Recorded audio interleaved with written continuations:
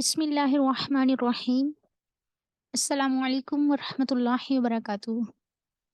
نور ہدایت قرآن و سنہ آن لائن ریسرچ انسٹیٹیوٹ اور افشاں ویلفیئر فاؤنڈیشن کی طرف سے میں اپنے معزز سامعین اور قابل قدر اسپیکرز کو خوش آمدید کہتی ہوں۔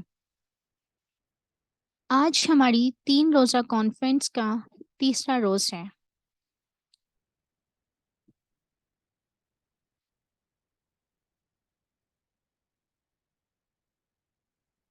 First of all, I would like to invite Dr. Hafsa for recitation of Holy Quran.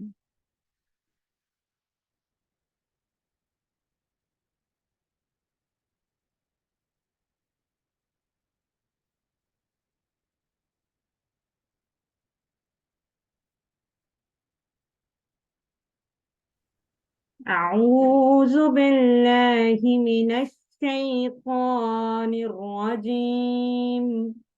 بسم الله الرحمن الرحيم.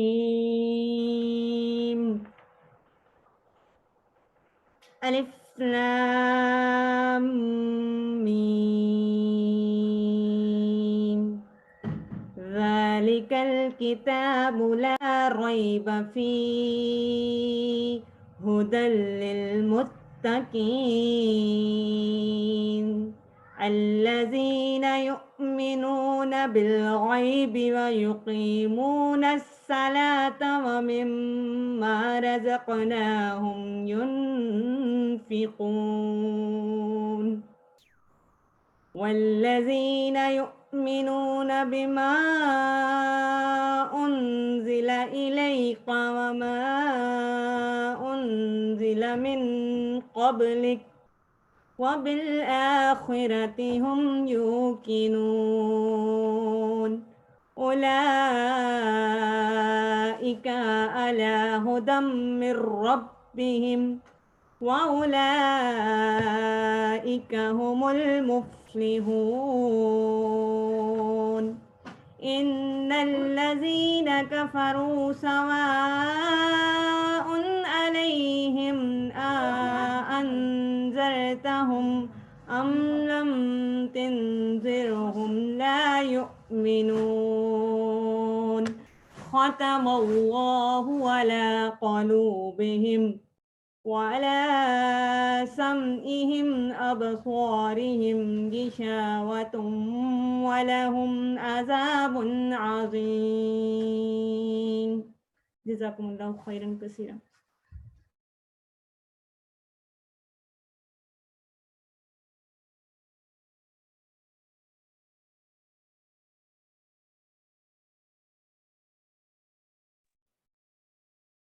جزاک اللہ خیراً کثیرا۔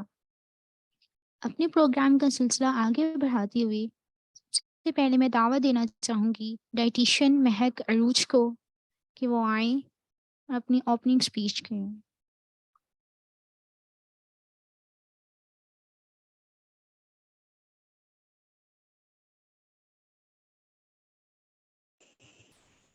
السلام علیکم. ہیلو. وعلیکم السلام ورحمۃ اللہ وبرکاتہ۔ اوکے. السلام علیکم ٹو آل آف یو. آج ہمارے جو 3 روزہ کانفرنس تھی اس کا تیسرا دن ہے جس کا عنوان تھا خاندان مضبوط تو ہم مضبوط. اس کا بنیادی مقصد یہی تھا کہ ہم نے فیملی پلاننگ اور فیملی کو کس طرح سے لے کے چلنا ہے. لائک فیملی اسٹرانگ ہوگی تو ہم سب اسٹرانگ ہوں گے. It's a base. فیملی کی بیسس جو ہے اسٹرانگ ہوں گی تو پھر اس سے جو نیو جنریشن ہے وہ بھی اسٹرانگ ہوگی. تو یہ کانفرنس جو ہے 2 تنظیموں مطلب 2 آرگنائزیشنز نے مل کے اس کا انعقاد کیا ہے، اس کو آرگنائز کیا ہے. اس میں ایک جو ہمارا پرسنلی افشانس ویلفیئر فاؤنڈیشن اور دوسرا جو ہے نور ہدایت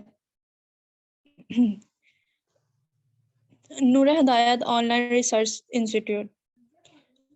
سب سے پہلے میں as I belong to Afshans Welfare Foundation, I am the founder and CEO of Afshans Welfare Foundation.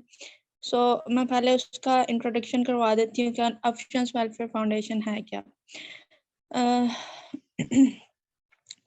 Actually it's non profit organization. مطلب یہ بغیر کسی ذاتی مفاد کے کام کرنے والا ایک سماجی تنظیم ہے جس میں کوئی بھی کام کر سکتا ہے والنٹریلی. پچھلے 10 ماہ سے یہ جو تنظیم ہماری افشاز ویلفیئر فاؤنڈیشن ڈفرینٹ پروجیکٹس پہ کام کر رہی ہے، جس میں ہمارے فری میڈیکل کیمپس ہوتے ہیں، ہمارے ویبینارس ہوتے ہیں، سیمینارس ہوتے ہیں، ہماری ڈرائیوز چلتی ہیں. ڈفرینٹ ڈرائیوز ہیں like food drive, ration drive اور سم تھنگ لائک دیٹ. اور ہمارے ڈفرینٹ کیسز ہوتے ہیں like we just adapt case and try to fulfil this like something needy or something whatever so on. So we have to adopt it and we have to work on the charity basis. So یہ ہم نے سارے کام کیے ہیں جس میں ہمارے 50+ projects ہم نے لاسٹ 6 months میں کمپلیٹ کیے ہیں. ارلیئر ہمارا جو ادارہ تھا یہ افشاز ویلفیئر فاؤنڈیشن، وہ آن لائن ورک کر رہا تھا. اس کی فزیکل ایکٹیویٹیز تھوڑی کم تھیں، لیکن جیسے ہم نے وہ گروپ اسٹرانگ کیا تو لاسٹ ہم 5 to 3 یا سم بٹ لائک دیٹ منتھس میں ہم نے آن لائن پروجیکٹس اپنے کیے ہیں جس میں میڈیکل کیمپس کی ریشو زیادہ ہے. And we are looking forward for the more projects, for the new projects like camping in school, nutrition camping, as I belong to nutrition department and my major fellows belong to that department. So we are looking forward to do many camps like nutrition assessment camps or somewhat like that. So جو ہماری that's all about Afshan's Welfare Foundation. ہماری جو دوسری تنظیم ہے جس کا میں نے ابھی ذکر کیا تھا، جس کے ساتھ ہم نے کلیبوریشن کیا، انہوں نے ہمارے ساتھ کلیبوریشن کی، وی آر ورکنگ ٹوگیدر. تو دوسری تنظیم جو ہے وہ نور ہدایت آن لائن ریسرچ انسٹیٹیوٹ ہے، اور اس کے بارے میں جو ہے میں بتا دوں کہ یہ ایک اسلامک انسٹیٹیوٹ ہے جو کہ اسلامک ایجوکیشن پہ کام کر رہا ہے. مطلب یہ آن لائن انسٹیٹیوٹ ہے جو کہ آن لائن پلیٹ فارم کے تھرو، زوم میٹنگ کے تھرو، گوگل میٹ کے تھرو اور وٹ ایور سون جو بھی آن لائن پلیٹ فارمز ہوتے ہیں ان کے تھرو جو ہے وہ اسلامک ایجوکیشن پرووائڈ کر رہا ہے. گھر بیٹھے لوگوں کو Islamic education free of cost provide کی جا رہی ہے، اور ڈفرینٹ جو ان کے مسائل ہوتے ہیں، ڈفرینٹ مسئلے ہیں، ان کو لے کے اس پہ بحث کی جاتی ہے جو کہ اسلامک پوائنٹ آف ویو سے ان کو ٹچ کیا جاتا ہے، ان پہ جو ہے وہ تربیت کی جاتی ہے نوجوان نسل کی. ٹھیک ہے، ویٹ فار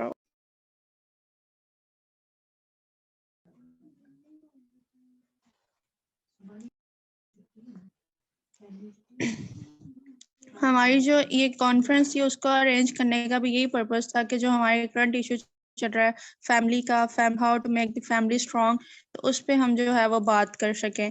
تو اس لیے ہم نے یہ کانفرنس جو ہے وہ ارینج کی ہے، ہم دونوں نے مل کے، ہم دونوں تنظیموں نے مل کے، این جی اوز نے. تو یہ جو فیملی کو اسٹرانگ کرنے کے لیے ہم نے کیا ہے family conference.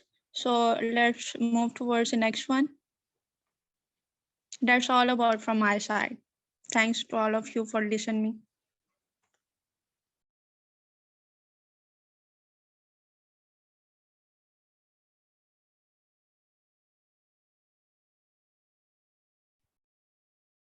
Thank you so much, ma'am.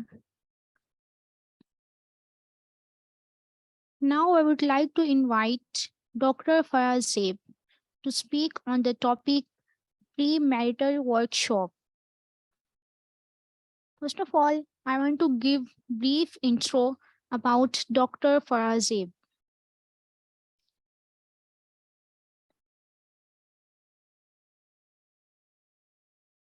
Doctor Faraz Zeeb جو پیشے کے لحاظ سے ایک میڈیکل ڈاکٹر ہیں، آپ نے اپنی پروفیشنل لائف کا آغاز ہمدرد میڈیکل کالج میں بطور لیکچرار کیا. آپ نے فارماکولوجی میں پی ایچ ڈی کی اور ان کا تحقیقی کام ڈپریشن اور اسکیزوفرینیا کے مریضوں کے مطالعے پر مشتمل ہے. اس کے ساتھ ساتھ انہوں نے الہدا انٹرنیشنل سے اپنے قرآن کے سفر کا آغاز کیا اور گہرائی سے سمجھنے کے لیے آن لائن ذرائع اور مختلف علمی کتابوں سے مطالعہ جاری رکھا. قرآن کی ایک سرشار طالبہ اور اپنے عزیز و اقارب میں گزشتہ استاد کی حیثیت سے دین کے بارے میں اپنے علم کو سیکھنے اور آگے بڑھنے پر یقین رکھتی ہیں۔ بطور ایک ماں اور استاد کے آپ نوجوان نسل کے جدید دور سے متعلقہ مسائل کو پرکھنے اور سمجھنے میں کافی مہارت رکھتی ہیں۔ اس کے علاوہ آپ مطالعے کی شوقین اور ایک غیر معمولی تخلیقی مصنفہ ہیں اور اپنے فارغ اوقات میں شاعری لکھنا بھی پسند کرتی ہیں۔ I very warmly welcome Dr. Faraz Zaib to speak on the topic Pre-Marital Workshop.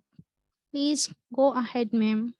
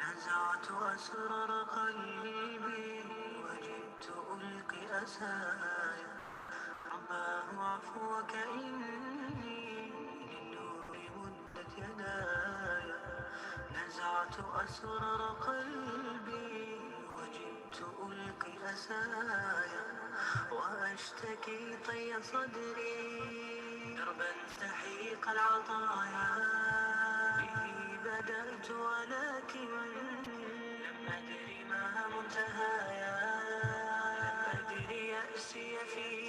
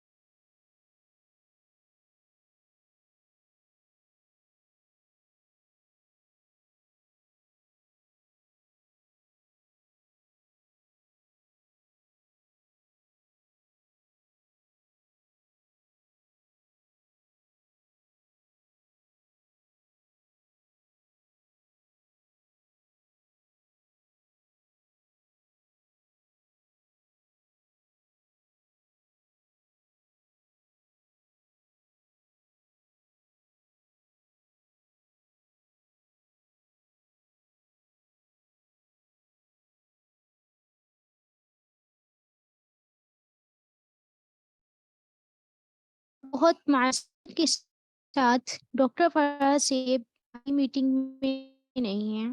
She will join us in a short while. Please.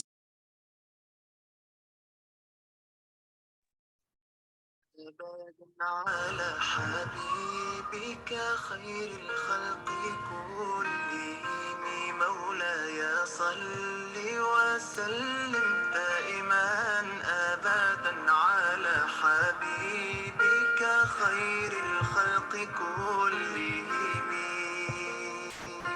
يا نبي سلام عليك، يا رسول سلام عليك، يا حبيب سلام عليك، صلوات الله عليك. صل على النبي وتبسم، ده النبي تبسم وتبسم، ده النبي تبسم. اللهم صل عليه.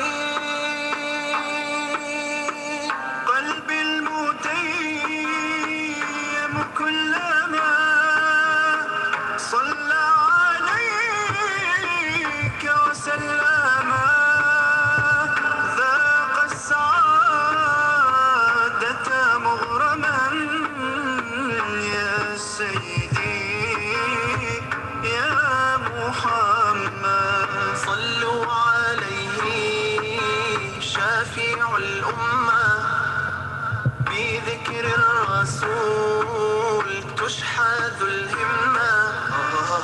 يا ربي بجاه النبي أزح الغمة، يا ربي بجاه النبي أزح الغمة. قمرون قمرون قمر سيدنا النبي قمرون، وجميل وجميل وجميل وجميل سيدنا النبي وجميل. محمد نبينا بنور هدينا، من مكة حبيبي نور سطع المدينة. من صلى صلاته واتحلى بصفاته، يا بخت اللي فضله ماشي يشفع له في مماته. صل على محمد السلام عليك يا رسول الله. السلام عليك يا حبيبي يا نبي الله. السلام عليك يا رسول الله. السلام عليك يا حبيبي يا نبي الله يا رسول الله. مولاي صل وسلم دائما أبدا على حبيبك.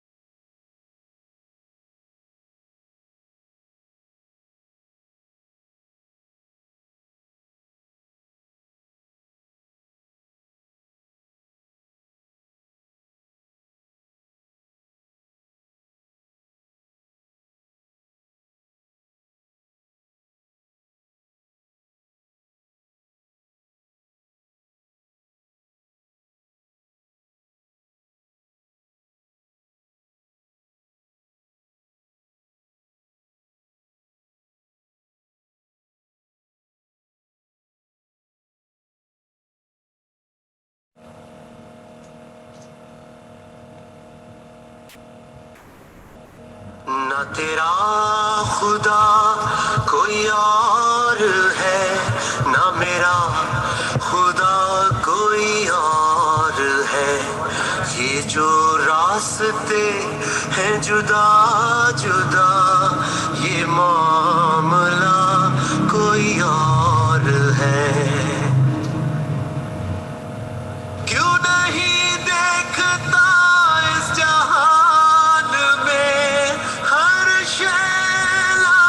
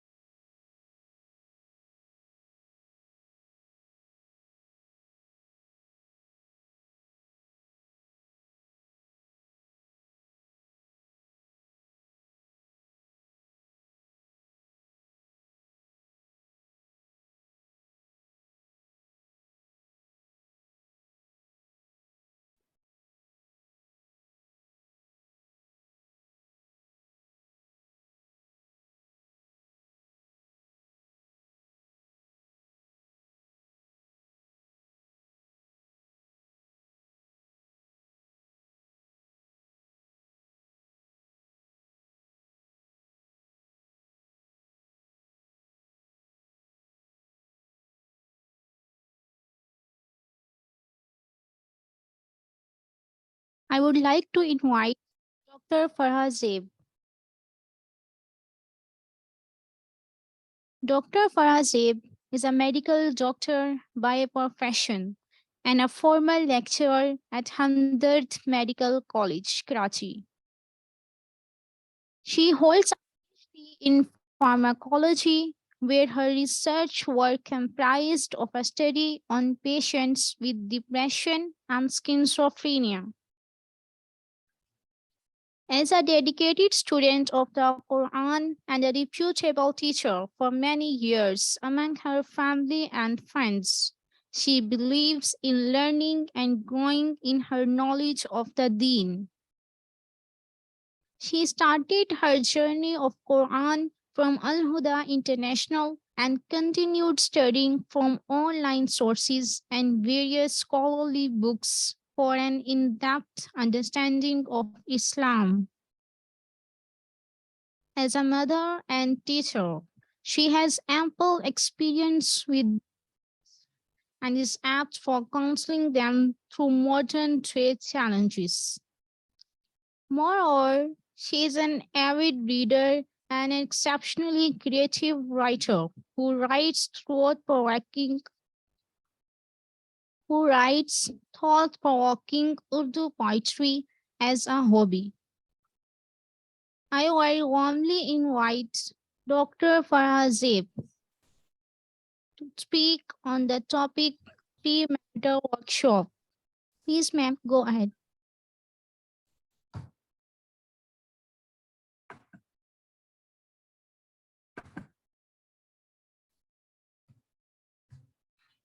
नहमदुहु व नुसल्ली अला रसूलिहिल करीम अम्मा बाद फ़अऊज़ु बिल्लाहि मिनश शैतानिर रजीम बिस्मिल्लाहिर रहमानिर रहीम रब्बि इश्रह ली सदरी व यस्सिर ली अमरी वहलुल उक़दतम मिन लिसानी यफ़क़हू क़ौली।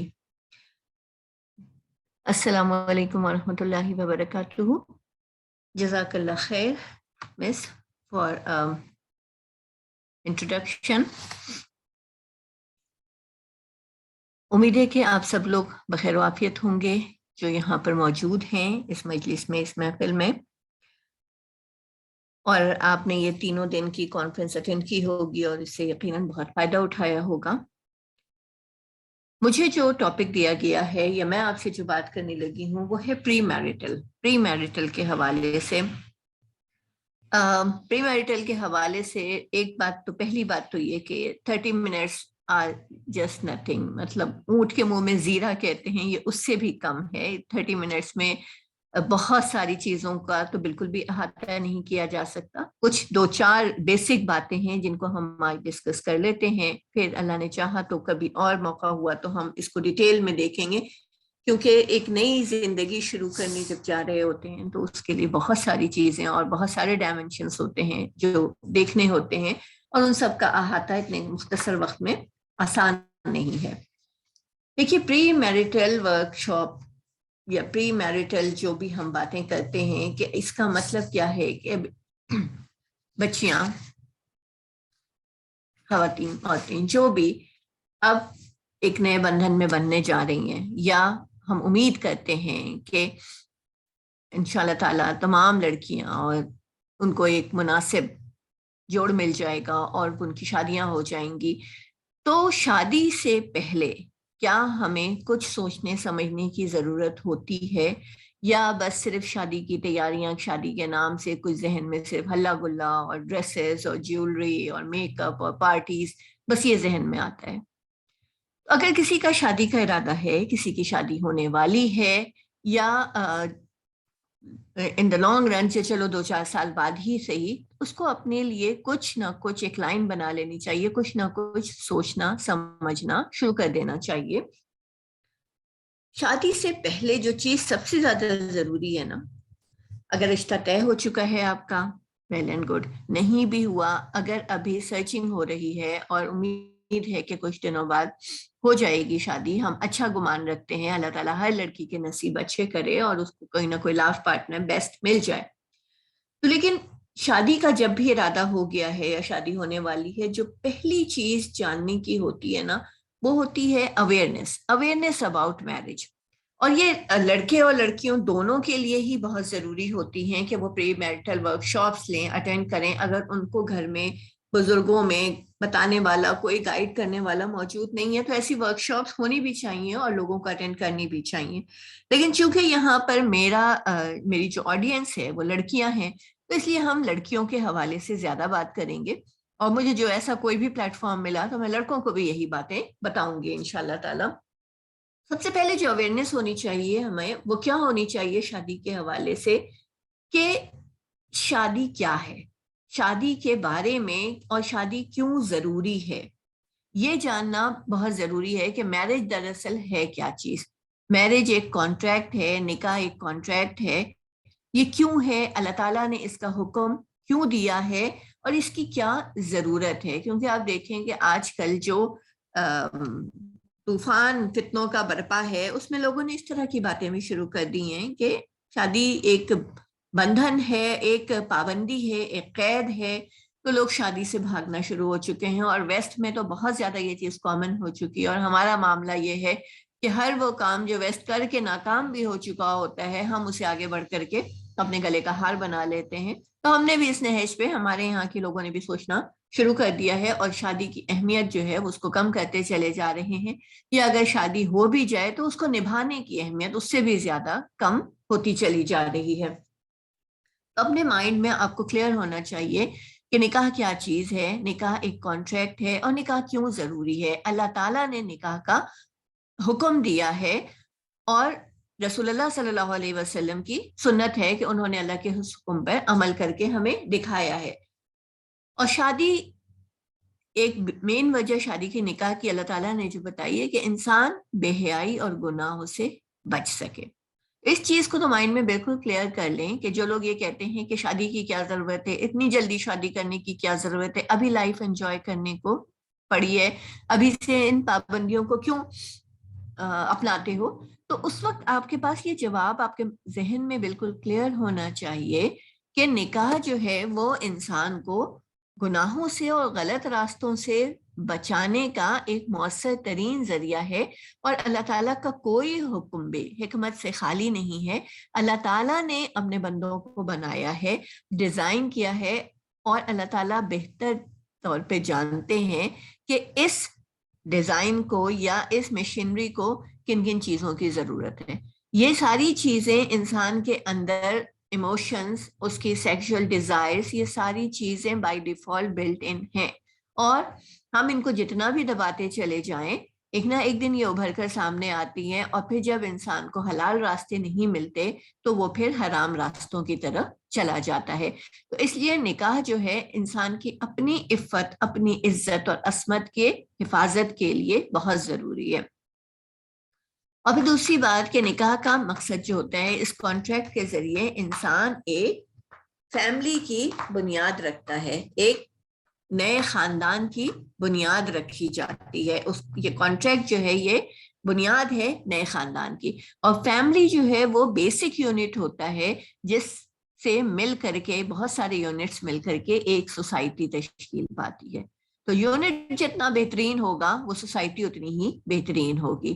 جہاں فیملی یونٹس اچھے نہیں ہوتے، جہاں فیملی ٹائز مضبوط نہیں ہوتے، جہاں خاندان بکھرے ہوئے ہوتے ہیں، خاندان مربوط نہیں ہوتے، کنیکٹڈ نہیں ہوتے، یا ایک اچھے اور پائس گراؤنڈ پر وہ خاندان بلڈ اپ نہیں ہوتے، وہ سوسائٹی زوال پذیر ہو جاتی ہے، اخلاقی طور پہ بھی دیوالیہ ہو جاتی ہے، اور کسی بھی حوالے سے ترقی نہیں کر پاتی ہے.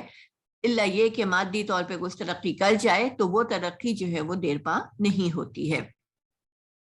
تو یہ اویئرنیس اباؤٹ میرج اور یہ اس کی امپورٹنس، یہ ہر کسی کے ذہن میں کلیئر ہونی چاہیے. دوسری بات یہ کہ اپنا بھی جائزہ لینا چاہیے ہم سب کو، یا آپ لوگوں کو جو شادی کرنے والے ہیں، شادی کی عمر کو پہنچ رہے ہیں، اپنے بارے میں اپنے آپ کو انالائز کریں. آپ دیکھیں اپنے بارے میں کہ آپ شادی کیوں کرنا چاہتے ہیں، اور آپ اس شادی سے کیا حاصل کرنا چاہتے ہیں. شادی کا مقصد کیا ہے؟ دیکھیے، جتنا ہمارا مقصد فطرت سے قریب ہوگا، اللہ تعالیٰ کے حدود کے اندر رہتے ہوئے ہمارے مقاصد ہوں گے، اتنا ہی زیادہ وہ کام جو کیا جائے وہ بابرکت ہوتا ہے اور دیر پا ہوتا ہے, لانگ لاسٹنگ ہوتا ہے, اور اس سے بہت سارے فیض حاصل ہوتے ہیں. اپنے آپ کو اپنی ٹریننگ کریں, اپنے ذہن کو فوکس کریں کہ why I am going to be married and what I want to get out of it. اس کے بعد جب آپ نے یہ آپ کو اویئرنیس آ گئی, اس کے بعد دوسری چیز جو ہے نا, وہ آپ کو اپنے آپ کو کس چیز کے لیے پریپیئر کرنا ہے, آپ کو اپنے اندر ایکسیپٹنس پیدا کرنی ہے, ایکسیپٹنس فار چینج. یہ بات, اس بات کو سمجھنا شروع کر دیں, اس بات کو ماننا شروع کر دیں, اپنے آپ کو بتانا شروع کر دیں کہ زندگی میں ایک تبدیلی آنے والی ہے. اور یہ تبدیلی صرف یہ نہیں ہے کہ صرف لڑکی کی زندگی میں آتی ہے, لڑکوں کی زندگی میں بھی آتی ہے, بلکہ انفیکٹ لڑکوں کی زندگی میں ذرا زیادہ مشکل آتی ہے. لیکن چلیں, ہم اس وقت صرف لڑکیوں کے ٹاپک پہ رہتے ہیں. تو اپنے اندر اس چینج کو ایکسیپٹ کرنے کے لیے گنجائش پیدا کرنا شروع کر دیں, کیونکہ جب شادی ہوتی ہے تو جیسے ہم دیکھتے ہیں کہ ہم اسکول سے کالج جاتے ہیں, کالج سے یونیورسٹیز جاتے ہیں, پڑھائی سے فارغ ہونے کے بعد کہیں پروفیشنل لائف میں انٹر ہوتے ہیں, ہر جگہ ہمیں چینج سے واسطہ پڑتا ہے, ہر جگہ تبدیلی ہمیں نظر آتی ہے, ملتی ہے. قدم قدم پہ ہمارا جو اسٹائل ہے جینے کا وہ بدلتا چلا جاتا ہے. اسی طرح شادی کے بعد بھی اس بات کو سمجھ لیں کہ اب ایک نیا انوائرمنٹ ہوگا, اب کچھ نئے رشتے بنیں گے, اب کچھ نئی ذمہ داریاں مل جائیں گی. ان سب چیزوں کے لیے ایکسیپٹنس پہلے ہونی چاہیے, ورنہ کیا ہوتا ہے, ورنہ یہ ہوتا ہے کہ لوگ نئے انوائرمنٹ کے ساتھ ایڈجسٹ نہیں کر پاتی ہیں لڑکیاں, یا نئے ریلیشنز جو بن جاتے ہیں ان کو نہیں نبھا پاتی ہیں, پھر چاہے وہ ریلیشن ہسبینڈ کے ساتھ ہو یا سسرال والوں کے ساتھ ہو.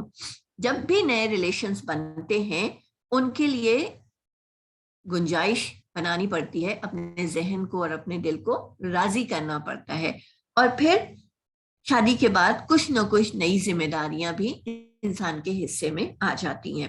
تو اس چیز کے لیے ایک پھر تیسری بات بھی آ جاتی ہے کہ ایک یہ ریئلائزیشن جو ہے وہ اپنے آپ کو آپ کروائیں.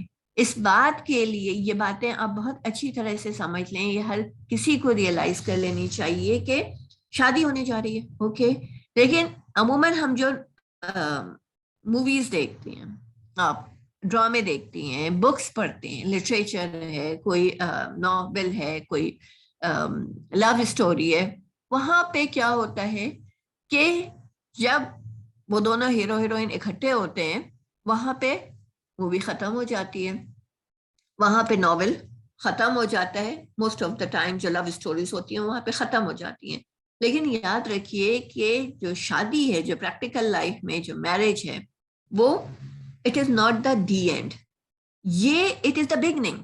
یہ ایک نئی زندگی کی شروعات ہے. یہ کوئی ہیپیلی ایور آفٹر قسم کی اینڈنگ نہیں ہے جس میں آپ بکس میں آخر میں پڑھ دیتے ہیں ڈیلی ہیپیلی ایور آفٹر. نہیں, یہ ہیپیلی ایور آفٹر نہیں ہوتا ہے. اب زندگی شروع ہو رہی ہے ایک نئے ڈائمینشن میں, ایک نئے ڈائریکشن میں زندگی شروع کرنے والے ہیں. اور یہ جان لیجئے کہ جیسے میں نے بھی آپ سے کہا کہ کالج جاتے ہیں, یونیورسٹی جاتے ہیں, وہاں پر بہت ساری چیزوں کو فیس کرنا پڑتا ہے. صرف کوئی ایک, اگر ہم صرف پڑھنے گئے ہیں تو یہ نہیں ہوتا کہ وہاں پہ صرف پڑھائی سے واسطہ پڑے, اس ساتھ ساتھ ہمیں بہت ساری اور چیزوں کے ساتھ بھی ٹیکل کرنا پڑتا ہے. تو اس لیے اس چیز کی ریئلائزیشن ہونی چاہیے کہ شادی جو ہے یہ کوئی اٹ از ناٹ اونلی فن, یہ کوئی پارٹی ٹائم نہیں ہے یا مووی یا شاپنگ, بس یہ ساری چیزیں نہیں ہوتی کہ شادی کے سے ذہن میں صرف یہ باتیں آ جائیں. بینگ اے گرل, یاد رکھیے کہ چاہے فیمنسٹ اس کو جتنا بھی اس کے اگینسٹ کہہ دیں کہ نہیں عورت کی کوئی ذمہ داری نہیں ہے, عورت کیوں ذمہ داریاں اٹھائے, ایک لڑکی کیوں ذمہ داری اٹھائے, لیکن جان لیجئے کہ لڑکا بھی ذمہ داری اٹھاتا ہے, لیکن لڑکی بھی ذمہ داری اٹھاتی ہے, اور لڑکی پہ ذمہ داری تھوڑی زیادہ ہوتی ہے. اب یہ زیادہ اللہ تعالیٰ نے رکھ دی ہے. اللہ تعالیٰ نے عورت کو جس طرح ڈیزائن کیا ہے اس کے اندر گھر بنانے کی صلاحیت اللہ تعالیٰ نے زیادہ رکھی ہے. اللہ تعالیٰ نے جس قسم کا EQ عورتوں کو دیا ہے, وہ مردوں کو نہیں دیا ہے. IQ میں ہو سکتا ہے مرد بہت اچھے ہو جائیں, SQ میں اچھے ہو جائیں, لیکن جو ایموشنل کوٹینٹ ہوتا ہے نا, یہ عورتوں کا زیادہ اچھا ہوتا ہے. وہ جس طرح ملٹی ٹاسکنگ ہوتی ہیں اور جس طرح مختلف چیزوں پر بیک وقت نظر رکھ سکتی ہیں, مختلف کام بیک وقت نبھا سکتی ہیں, لوگوں کو ایموشنز کو سیدھا راستہ دکھا سکتی ہیں, بنا کے رکھ سکتی ہیں, جو اللہ تعالیٰ نے لڑکیوں کے اندر صبر اور درگزر اور عفو اور مہربانی, یہ سارے ایموشن جو اللہ تعالیٰ نے عورتوں میں رکھے ہیں, یہ مردوں میں نہیں رکھے ہیں. اور کوئی بھی گھر جو ہے وہ ان ایموشنز کے ساتھ بیلنسڈ وے میں ان ایموشنز کو لے کر چلنے سے ہی قائم ہوتا ہے. تو یاد رکھیے کہ صرف فن نہیں ہے, پارٹی ٹائم نہیں ہے, بلکہ شادی جیسے میں نے کہا کہ نیو رسپانسبلٹیز کو لینے کا ٹائم ہوتا ہے اور نئے ریلیشنز بنتے ہیں. اور جان لیجئے کہ نئے ریلیشنز نئے ہی ہوتے ہیں. آپ کو پھر ان تعلقات کو بنانا پڑتا ہے, سنبھالنا پڑتا ہے, اس پہ ورکنگ کرنی پڑتی ہے. پھر چاہے وہ ہسبینڈ کے ساتھ آپ کا ریلیشن ہو یا سسرال والوں کے ساتھ ریلیشن ہو, یاد رکھیے کہ اس پہ ورکنگ کرنی پڑتی ہے. کبھی بھی یہ نہ کہیں کہ جی ساس میری امی ہے, یا ساسیں کبھی یہ نہ سمجھیں کہ جی بہو میری بیٹی ہے. ساس کو ساس سمجھیں, بہو کو بہو سمجھیں, یہ بہت ضروری ہے, اور سب کو اس کی ڈیو رسپیکٹ اور ڈیو اسپیس دیں. ساس کبھی امی نہیں ہو سکتی, کیونکہ اگر آپ نے امی سمجھنا شروع کر دیا ساس کو, تو پھر تو آپ اٹھ کے کچن میں جھانکیں گے بھی نہیں, صبح اٹھ کے بستر بھی نہیں بنائیں گی, کھل کے پانی بھی نہیں پئیں گی, ناشتہ بھی خود نہیں بنائیں گی. تو یو نو کہ اب نئی رسپانسبلٹی ہے. ہو سکتا ہے کہ with the passage of time کچھ عرصے بعد وہ یقیناً آپ کی امی کی جیسی ہو جائیں, آپ کس طرح نخرے اٹھانے لگ جائیں, لیکن وہ بھی, ان کی بھی کچھ ایکسپیکٹیشنز ہوں گی. پھر ہو سکتا ہے تھوڑے دنوں بعد آپ بھی ان کو بیٹی لگنے لگیں. لیکن شروع میں رشتوں کو ان کی جگہ پر رکھیں, ان کو وہ عزت و تکریم دیں جو ان کا حق بنتا ہے. اور یہ دونوں دو طرفہ ہوتا ہے. اسی طرح ہسبینڈ کے ساتھ بھی آپ یہ دیکھیے کہ یاد رکھیے کہ یہ جو کچھ بھی باتیں آج کل ہوتی ہیں نا, کہ رائٹس ہمارے نہیں ملتے ہیں, تو رائٹس اس وقت جب رائٹس کی بات جب ہم کرتے ہیں نا, تو یاد رکھیے کہ ہمارے اوپر کچھ رسپانسبلٹیز ہیں. اگر ہم اپنا فرض ادا کرتے ہیں, دوسروں کو ان کا حق دے دیں, الٹیمیٹلی ہمارا حق ہمیں مل جاتا ہے. اب دیکھیے اس پہ بہت ساری باتیں ہیں, بہت ساری چیزیں ہیں, لیکن میرے پاس ٹائم کم ہے, تو میں آپ کو صرف 2 ٹپس بتا دیتی ہوں. اور اس پہ مزید بہت ساری چیزیں ہیں کہ ہمیں کمٹمنٹ کیسے نبھانی چاہیے, کمیونیکیشن کیسی کرنی چاہیے, لرننگ کیسے ہونی چاہیے, لیکن ان سب پہ ہم بات ابھی نہیں کر سکتے ہیں اپنے ٹائم, شارٹیج آف ٹائم کی وجہ سے. لیکن 2 باتیں یاد رکھ لیں. ایک تو یہ کہ ایکسپیکٹیشنز جو ہے نا اپنی, وہ اسے منیمائز کریں. اور اس بات کو یاد رکھ لیں کہ پرفیکٹ کوئی بھی نہیں ہوتا ہے. نو ون از پرفیکٹ. نہ آپ کا ہسبینڈ پرفیکٹ ہوگا, نہ آپ کا سسرال پرفیکٹ ہوگا, اور نہ ہی آپ پرفیکٹ ہیں. تو پرفیکشن کہیں نہیں ہوتی. ہمیں ایک دوسرے کو اپنے حساب سے بنانا پڑتا ہے, ہمیں سامنے والے کے حساب سے اپنے آپ کو چینج کرنا پڑتا ہے, سامنے والے کچھ ہمارے حساب سے چینج ہو جاتے ہیں. تو ہو سکتا ہے کہ آنے والے دنوں میں سسرال والے یا شوہر آپ کی توقعات پہ پورا نہ اترے, جو آپ نے ایکسپیکٹیشنز اگر بہت ہائی رکھی ہوئی ہیں. تو یہ بھی سوچنا چاہیے اس وقت کہ ہو سکتا ہے کہ آپ بھی ان کی توقعات پہ پوری نہ اتری ہوں. تو یہ 2 طرفہ معاملات ہوتے ہیں. اور جو اہم چیز ہے وہ یہ ہے کہ کمپرومائز, جیسے ہم آج کہتے ہیں نا کہ کمپرومائز پہ رشتے نہیں چل سکتے, کمپرومائز پہ کوئی تعلق نہیں چل سکتا. یاد رکھیے کہ کمپرومائز جو ہے بہت ضروری چیز ہے. کمپرومائز کے بغیر تو آپ دنیا میں جی ہی نہیں سکتے. کمپرومائز تو کرنا پڑتا ہے, جیسے ہر رشتے میں کہیں کمپرومائز کرنا پڑتا ہے. اب ماں باپ ہیں, جیسے بھی ہیں ماں باپ مل گئے, اب آپ کو بہت ساری شکایتیں ہوں گی, اپنے ماں باپ سے بھی ہوتی ہیں, بچوں کو بھائی بہنوں سے شکایتیں ہوتی ہیں, لیکن آپ کمپرومائز کرتے ہیں کیونکہ اپنا ماں باپ بدل سکتے ہیں, نہ بھائی بہن بدل سکتے ہیں.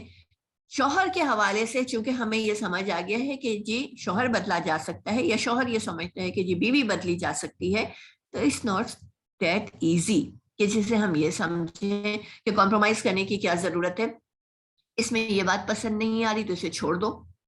تو دیکھیے اگر میری کوئی بات اسے پسند نہیں آئی تو وہ مجھے چھوڑ दे, मुझे उसकी कोई बात पसंद नहीं आई, मैं उसे छोड़ दूं और उसके बाद किसी दूसरे की तलाश में निकल जाऊं, तो याद रखिए कि परफेक्शन कहीं नहीं है। कुछ कमी अगर इधर है तो कुछ मतलब सामने वाले में है तो कुछ कमी मुझ में भी होगी। कॉम्प्रोमाइज जो है ये बहुत एसेंशियल पार्ट है। कॉम्प्रोमाइज तो करना पड़ता है, किस लेवल तक करना पड़ता है, कहाँ तक करना पड़ता है, ये एक अलग टॉपिक है, लेकिन कॉम्प्रोमाइज करने के लिए तैयार रहना चाहिए। और इसके अलावा जो एक और मैं आपको टिप्स बता दूं जो मैं हर जगह हर किसी को बताती हूँ कि देखिए, इंसान जिंदगी गुजार सकता है बहुत सारी चीजों के ना होने के बावजूद। माल कम है थोड़ा, मतलब दौलत, रुपया, पैसा, दुनियावी सहूलतें थोड़ी कम है, सामने वाले की शक्ल सूरत थोड़ी कम है। अगर जो लोग लड़कियां भी रिश्ता ढूंढने के मरहले में हैं, उन्हें भी मैं ये बात बता दूं कि चीजें इंपॉर्टेंट होती हैं, बहुत सारी चीजें इंपॉर्टेंट होती हैं जिंदगी में। हम चाहते हैं कि हमें सारी चीजें मिल जाएं, लेकिन सारी चीजें मिलना जिंदगी में आसान नहीं होता। तो ये हमें देखने की जरूरत होती है कि अगर हमें कॉम्प्रोमाइज करना है तो हमें किन चीजों पे कॉम्प्रोमाइज करना है। इस चीज के लिए हमारा माइंड बहुत क्लियर होना चाहिए कि हमें कहाँ कॉम्प्रोमाइज करना है। ठीक है, तो अगर किसी के अंदर शक्ल सूरत में कोई कमी रह गई है, अगर आपके हिसाब से जो आपकी एक्सपेक्टेशंस थी, या उस पे पास माल दौलत नहीं है, इन सब चीजों के बगैर गुजारा हो जाता है। लेकिन जो दो चीजें हैं जिनके बगैर इंसान जिंदगी नहीं गुजार सकता है, वो है इज्जत और मोहब्बत। जहां इज्जत ना मिले आपको, वहां आपका गुजारा मुमकिन नहीं। जहां मोहब्बत ना मिले, वहां आपका गुजारा मुमकिन नहीं है। अब इस वाली चीज को अभी सिर्फ हम फोकस कर लेते हैं पहले 2-3 मिनट में, फिर एक और बात मुझे आपसे 2-3 मिनट में करनी है। इज्जत और मोहब्बत जो हम चाहते हैं कि हमें मिले, इसके लिए एक चीज जो याद रखिए कि एक बहुत बड़ी तवील हदीस है जिसको मैं यहाँ पे डिटेल में नहीं बता सकती, कि दुनिया में जो शख्स अल्लाह को प्यारा हो जाता है ना, जो उसका जिक्र अल्लाह ताला आसमानों में करते हैं, ऊपर अर्श पे 7वें आसमान पे अल्लाह ताला जिब्राइल अलैहिस्सलाम से कहते हैं, मैं आपको सिर्फ मफहूम बता रही हूँ, जिब्राइल अलैहिस्सलाम से कहते हैं कि ए जिब्राइल, मैं फलां शख्स से मोहब्बत करता हूँ, तुम भी उससे मोहब्बत करो। जिब्राइल अलैहिस्सलाम उससे नेक्स्ट लेवल वाले आसमान पे ये ऐलान कर देते हैं फरिश्तों को कि तुम भी उससे मोहब्बत करो, अल्लाह ताला उससे मोहब्बत करते हैं। इसी तरह ये ऐलान एक एक स्टेप नीचे, एक एक आसमान नीचे आता चला जाता है 7वां आसमान तक, और उसके बाद उस शख्स की मोहब्बत दुनिया में उतार दी जाती है और फिर दुनिया के लोग उससे मोहब्बत करना शुरू कर देते हैं। ठीक है, सेम इट इज, इसी तरह अल्लाह ताला ने फरमाया है कि इज्जत तमाम की तमाम अल्लाह ताला के लिए है, अल्लाह ताला के हाथ में है। जिसे अल्लाह ताला इज्जत दे उसे वो इज्जत वाला है, जिसे अल्लाह ताला जलील करना चाहे वो उसे कोई इज्जत दुनिया में दे नहीं सकता। ठीक है, तो हम भी ये चीज ऑब्जर्व करते हैं दुनिया में कि इज्जत और मोहब्बत वो चीज है कि हम गन पॉइंट पे हासिल नहीं कर सकते, कि हम किसी की कनपट्टी पे बंदूक रख के कहें कि मेरी इज्जत करो या मुझसे मोहब्बत करो, ये पॉसिबल नहीं है। तो हमें ये पता चल गया कि इज्जत और मोहब्बत दोनों का जो सोर्स है वो कहाँ है, अल्लाह ताला के पास है। अल्लाह ताला ये चीजें दुनिया वालों के दिल में डालते हैं, हमारे लिए किसी के दिल में इज्जत या मोहब्बत डालने का काम अल्लाह के अख्तियार में है। तो अगर मुझे दुनिया में कहीं इज्जत और मोहब्बत नहीं मिल रही है, तो इसमें सबसे पहले मुझे अपना जायजा लेना चाहिए। मैं कहाँ पे गड़बड़ कर रही हूँ, मैं उन लोगों में क्यों नहीं हूं जिनसे अल्लाह ताला मोहब्बत करते हैं और फिर उसकी मोहब्बत की मनारी दुनिया तक उतार दी जाती है। तो मुझे अपना कनेक्शन अल्लाह से मजबूत करने की जरूरत है फर्स्ट ऑफ ऑल। और दूसरी बात यह होती है कि जो चीज हमें चाहिए होती है दुनिया में, इसका एक बहुत ही सिंपल सा फॉर्मूला है। जो चीज चाहिए है ना हमें, वो हम देना शुरू कर दें, और जो चीज हमें बिल्कुल नहीं चाहिए उसे हम रोक लें, किसी को ना दें। इज्जत और मोहब्बत हमें चाहिए, हम देना शुरू कर दें, पलट के हमारे पास आ जाएगी। माल दौलत हम चाहते हैं हमें मिले, हम अल्लाह के मखलूक में बांटना शुरू कर दें, हम अल्लाह के रास्ते में खर्च करना शुरू कर दें, हमारे पास वापस आती चली जाएगी। हम चाहते हैं कि कोई हमसे बदजुबानी ना करे, हमें ताना ना दे, हमें गालियां ना दे, हम भी इस चीज को अपने पास से रोक ले, किसी को ये चीजें ना दें, ना हम देंगे ना हमारे पास पलट के वापस आएगी। तो इसलिए ये तो आप फॉर्मूलाज बिल्कुल याद कर लें कि इज्जत और मोहब्बत में जहां कमी लगे, अपना मामला अल्लाह से अच्छा करना शुरू कर दें और अल्लाह से सबसे पहले दुआ मांगे, फिर दुनिया में देना शुरू कर दें, देने वाले बन जाएं। और ہم چاہے کہیں بھی کتنا بھی ڈینائی کر لیں، لیکن جو ذمہ داریاں اللہ تعالیٰ نے بینگ عورت ہم پہ رکھ دی ہیں وہ رکھ دی ہیں. اب اس کے علاوہ ہم اس سے بھاگ کے ان حدود سے کہیں نہیں جا سکتے. میں ایک بہت ایگزامپل سمپل سی دیتی ہوں کہ جیسے دنیا میں مینوفیکچررز ہیں، کوئی کمپنی ہے، اس نے ایک ریفریجریٹر بنایا ہے، اس نے ایک اوون بنایا ہے، مائکرو ویو بنایا ہے، کچھ بھی بنایا ہے، ایک ہی کمپنی بہت ساری چیزیں بناتی ہے. اب اگر ہم یہ چاہیں کہ ہم ریفریجریٹر میں جو ہے وہ پیزا بیک کرنا شروع کر دیں یا اوون میں رکھ کر کے ہم چیزوں کو سمجھیں کہ یہ ٹھنڈی ہو جائیں گی، تو یہ ہماری نالائقی ہے. یا ہم ان کو اس انوائرمنٹ میں نہ رکھیں جن کے لیے ہمیں ایک گائیڈ لائن دے دی گئی ہے کمپنی کی طرف سے، مینوفیکچرر کی طرف سے، اور ہم اس کو برباد اور خراب کر دیں، تو یہ ہماری نالائقی ہے. اب مینوفیکچرر تو یہ کہے گا کہ بھائی جو چیز میں نے جس مقصد کے لیے بنائی تھی آپ اس کو اس مقصد کے لیے یوز ہی نہیں کر رہے ہیں، آپ اسے کوئی اور کام لینا چاہ رہے ہیں، تو وہ کیسے کام کرے گی؟ اسی طرح اللہ تعالیٰ نے بھی ہمیں بنایا ہے، اللہ تعالیٰ ہماری کریٹر ہیں، ہم تو ان کی مخلوق ہیں. اللہ تعالیٰ نے جیسا ہمیں ڈیزائن کیا ہے اس کے ساتھ ساتھ اللہ تعالیٰ نے مینول بھی دے دیا ہے، بتا بھی دیا ہے کہ اس کا یہ کام ہے، اس کا یہ کام ہے، اس کا یہ کام ہے. اب ایک لاسٹ بات جو میں صرف بتاؤں گی، گھر بنانے کے لیے جو ضروری چیز ہوتی ہے، اور جو میں پھر یہی کہوں گی کہ بہت ساری باتیں رہ گئی ہیں، لیکن میں پھر یہی کہوں گی کہ گھر بنانے کے لیے جو چیز ضروری ہوتی ہے وہ، اگر آپ لوگوں نے کبھی نکاح کے خطبے کو غور سے سنا ہو تو نکاح کے خطبے میں 3 آیات پڑھی جاتی ہیں موسٹلی، اور میں ان سب کو یہاں پر پڑھنے کا ٹائم نہیں ہے، لیکن اس میں ایک چیز جو ہر جگہ ہر آیت میں آتی ہے نا، وہ ہے اللہ کا تقوی. اللہ کا تقوی اختیار کرو، اللہ کا تقوی اختیار کرو، اللہ سے ڈرتے رہو. یعنی تقوی کے بغیر یہ کانٹریکٹ نبھ نہیں سکتا ہے، چل نہیں سکتا ہے. اور تقوی کو جو میری اپنی ڈیفائن کردہ وہ ایکسپلینیشن ہے کہ میں تقوی کو کیسے سمجھتی یا سمجھاتی ہوں، کہ جان لیجئے ایک چھوٹا سا فارمولا مزید، کہ تقوی میں 4 حروف ہیں، تا، قاف، واو، یا. تا سے جان لیجئے کہ تعلق، ٹھیک ہے، ہم فرض کرتے ہیں کہ تا کا لفظ جو ہے وہ تعلق کو ڈینوٹ کرتا ہے. اب تعلق بنانا ہے ہمیں، بندوں سے بھی بنانا ہے، تو اس کے لیے ہمیں اللہ سے ہمارا تعلق، اللہ کا تقوی پانا ہے تو اللہ سے ہمارا تعلق مضبوط ہونا چاہیے. اور اس کانٹریکٹ کے ذریعے 2 لوگوں کا، 2 خاندانوں کا آپس میں تعلق بننے والا ہے. تو تعلقات کی بنیاد میں اگر اللہ کا تقوی ہوگا، اللہ سے تعلق اچھا ہوگا، تو تعلقات جو ہیں وہ خوشگوار اور پائیدار ہوں گے.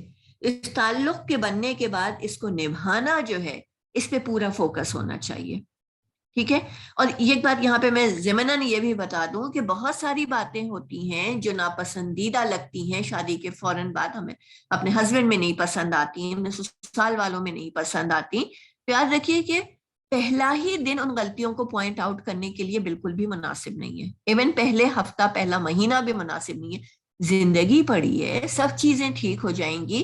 شروع میں اس قسم کے ایشوز کھڑے کر کے اپنی زندگی اور اپنے ماحول کو، گھر کے ماحول کو برباد نہ کریں. آہستہ آہستہ سب کچھ سیٹ ہو جاتا ہے. شروع کے 3-4 مہینے، 6 مہینے، سم ٹائم سال بھر بہت مشکل ہوتا ہے نئے تعلقات کے ساتھ، نئے انوائرمنٹ میں ایڈجسٹ کرنے میں. یہ بالکل اسی طرح ہوتا ہے کہ جیسے ہمیں ایک چھوٹی سی پنیری، ایک چھوٹا سا پودا گملے سے نکال کے جب اسے زمین میں لگاتے ہیں تو اسے دوبارہ جڑ پکڑنے میں اور گرو کرنے میں کچھ ٹائم چاہیے ہوتا ہے. وہ ٹائم دینا چاہیے. اتنا ٹائم آپ دیں اپنی جگہ بنانے کے لیے. And once you get your space, ایک دفعہ آپ کے قدم مضبوط ہو گئے تو جان لیجئے کہ اگلا گھر آپ ہی کا ہے. جتنے لوگ باقی ہیں، آپ اور آپ کا شوہر جو نیا فیملی یونٹ بنائیں گے، اسے ہی گرو کرنا ہے آگے جا کر کے. باقی سارے لوگ آہستہ آہستہ سب چھٹ جائیں گے، کوئی نہیں رہے گا، آپ کا یونٹ برقرار رہے گا. تو اس کے لیے ٹائم دینا ہوتا ہے. بات کر رہے تھے ہم تقوی کی. تقوی میں پہلی چیز آ گئی تعلق. تقوی میں دوسرا لفظ جو ہے وہ ہے قاف. قاف سے ورڈ آتا ہے قربانی. سمجھ لیجئے کہ قربانی جو ہے، جب ہم اللہ کے تقوی کی بات کرتے ہیں وہ بھی قربانی مانگتا ہے. اللہ سے قرب حاصل کرنا ہے اگر تو قربانی دینی پڑے گی. اسی طرح کسی بھی تعلق میں کسی بھی بندے کا قرب حاصل کرنا ہے، اس کی قربت چاہیے، اس کے قریب ہونا ہے، تو کیا کرنا ہوگا؟ کہیں نہ کہیں قربانی دینی پڑتی ہے. قربانی جو ہے وہ تعلق کو مضبوط کرتی ہے. جیسے اللہ سے تعلق بناتے ہوئے ہمیں اپنے نفس کی قربانی دینی پڑتی ہے, جان مال آرام کی قربانی دینی ہوتی ہے, اسی طرح یاد رکھیے کہ ہر تعلق, ہر رشتہ قربانی مانگتا ہے. اگر ہم قربانی دینے والے بن جائیں تو کوئی ناممکن ہے کہ پھر تعلق قائم نہ ہو سکے یا باقی نہ رہ سکے.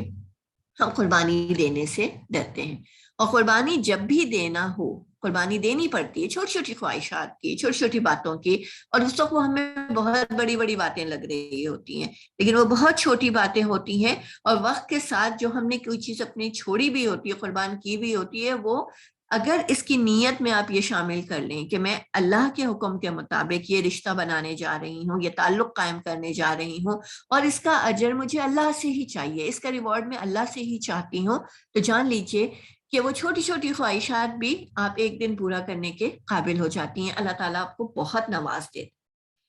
تیسرا لفظ جو اس میں آتا ہے تقویٰ میں وہ ہے واو. واو سے ہوتا ہے ود. ود کا مطلب ہوتا ہے محبت.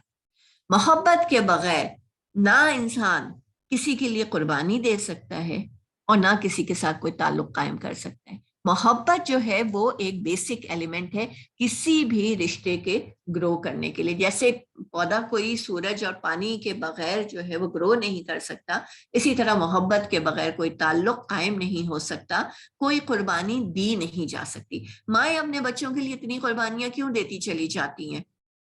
آپ نوٹ کریں, اپنی ماؤں کو دیکھیں کس قدر قربانیاں دیتی ہیں, جو دل نہ چاہے وہ بھی کر رہی ہوتی ہیں, طبیعت خراب ہو اچھی ہو, اپنی کچھ بھی خواہش ہو, بچوں کو وہ دیتی چلی جاتی ہیں کیونکہ اس کے پیچھے محبت ہوتی ہے.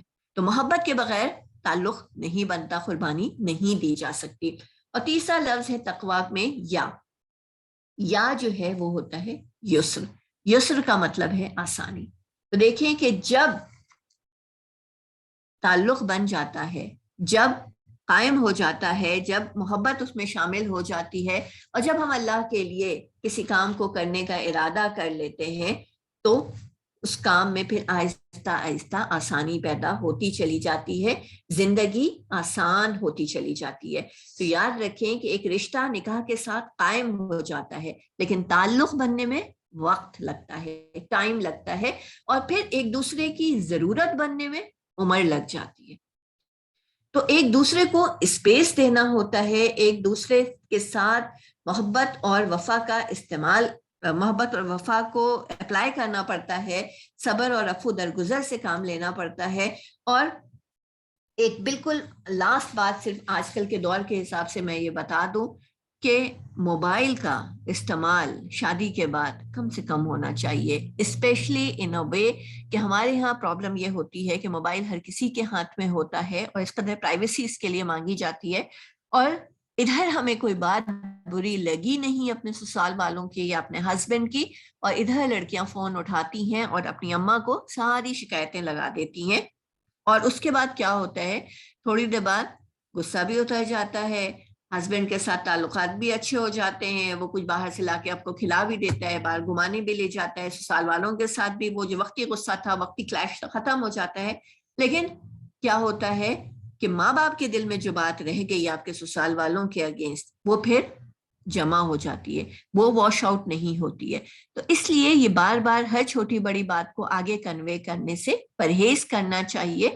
اور کانفلکٹ ریزولوشن کا بیسٹ فارمولا یہ ہے 3 دن کا ٹائم تو دیں کم سے کم, یا 1 ہفتے کا ٹائم دیں, پھر دیکھیں کہ کیا آپ کا غصہ ویسا ہی برقرار ہے, کیا وہ بات واقعی بہت ناجائز ہے, پھر آپ اسے کسی اور کے ساتھ ڈسکس کریں, کسی اور کو انوالو کریں, اور اس میں بھی کوشش یہ کریں کہ کم از کم وہ ہستی ماں نہ ہو, بہن ہو, کوئی کزن ہو, کوئی فرینڈ ہو, لیکن